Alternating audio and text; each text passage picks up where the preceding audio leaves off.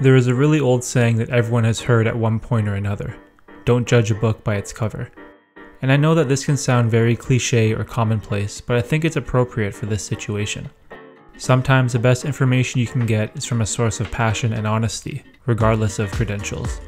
For the past 8 years, I have religiously downloaded, streamed, and listened to the Joe Rogan podcast. Podcasts were an escape from the confines of my 9-to-5 job. It was comforting to know that I could distract myself for 3 hours and drift off into my imagination. The conversations almost felt real, as if I was present in the room. Little did I know that the words from a comedian would eventually change my life.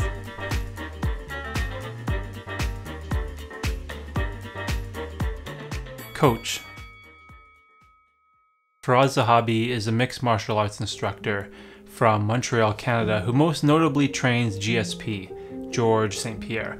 Now, this podcast with Firas really surprised me because I am just a casual UFC fan, so I don't follow the MMA world that closely.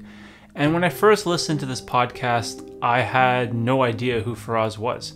I had never heard of him before, so I didn't have any high expectations for this episode. Mostly because I don't appreciate or I don't understand the finer details and technique of fighting. So I was just hoping to learn some tips on how to improve my workouts. But what really blew me away was the mindset and the philosophy that Firas had. He talked about how he believes that when you train, you should never wake up sore the next day. And you do this by adapting the simple belief of consistency over intensity. Instead of going all out at the gym and redlining your body, Firas believes that you should train at a moderate pace so that you don't completely exert yourself. By doing this, you can work out more frequently during the week, and because of that, you can get in more total volume.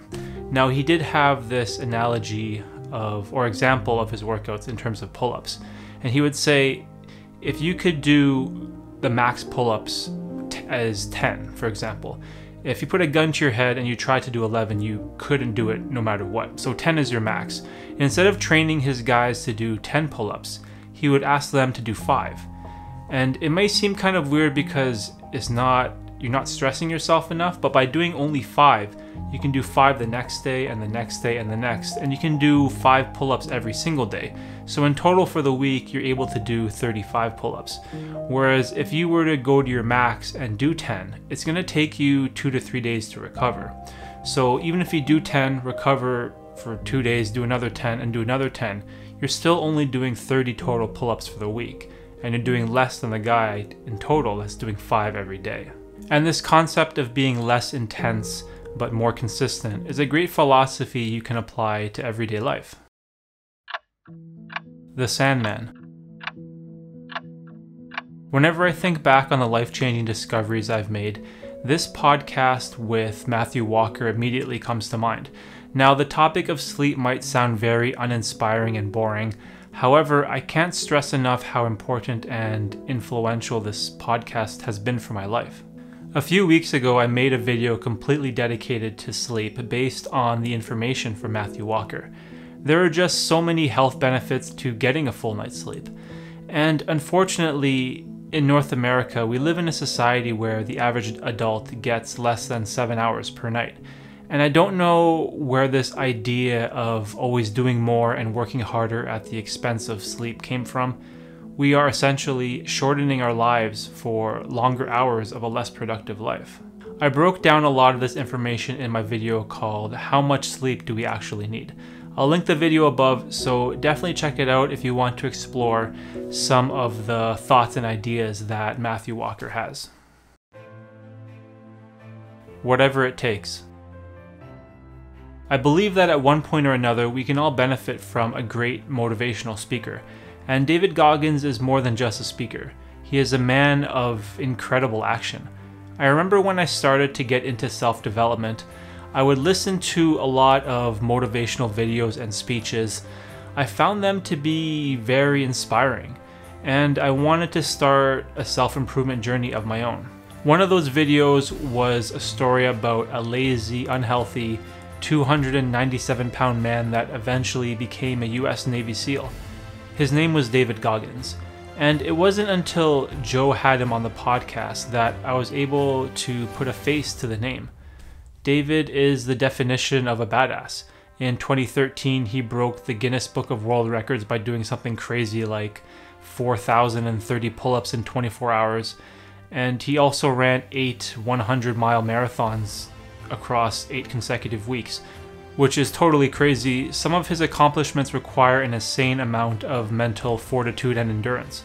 But what I learned from Goggins was we all are capable of being that badass, all of us. Sometimes all you need is a little reminder on how badass you really are. And Goggins called this idea the cookie jar. Whenever he was stressed or in a situation where he doubted himself, he would stop, take a second, and then reach into that cookie jar and pull out a memory from his subconscious that reminded himself of how badass of a human being he really is. And he would use that as a reminder in times of need to reset his mind and get back on track. And this really helped me with visualizing my goals and believing in myself that I am too capable of accomplishing whatever I set my mind to. I want to be a successful YouTuber. I want to be a filmmaker.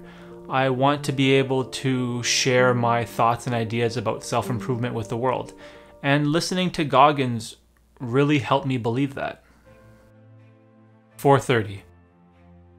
Where Goggins helped me with belief, Jocko helped me with discipline. Jocko Willink first appeared on Rogan's podcast somewhere in December of 2015, but since then he has made numerous podcast appearances, and he even started his own podcast called the Jocko Podcast. If you are a person that is struggling with discipline or structure in your life, I highly recommend listening or reading anything Jocko puts out there. There is just so much to choose from. Jocko has books, interviews, speeches, podcasts, and I think he even has a TED Talk on extreme ownership. But for me, the most memorable thing I'll never forget is Jocko's dedication to waking up early at 4:30 in the morning. Now, this does seem kind of crazy. Who wants to wake up at 4:30? But what this taught me was how important it is to have discipline in your life.